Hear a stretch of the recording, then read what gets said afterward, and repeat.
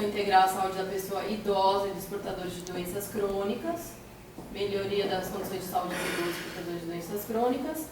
O indicador 30 é reduzir a taxa de mortalidade prematura de 30 a 69 anos por doenças crônicas não transmissíveis, ou seja, doenças cardiorrespiratório, câncer, diabetes, doenças...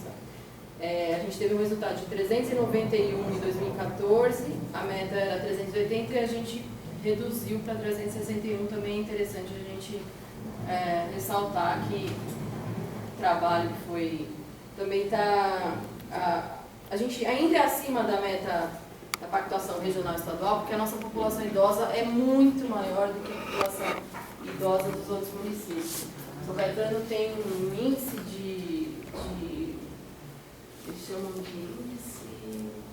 Bom, para chegar nessa população... E o nosso índice é um dos maiores, né? Então, nosso resultado foi bom porque a gente reduziu, mas a gente está colocando a mesma meta. Diretriz 7, redução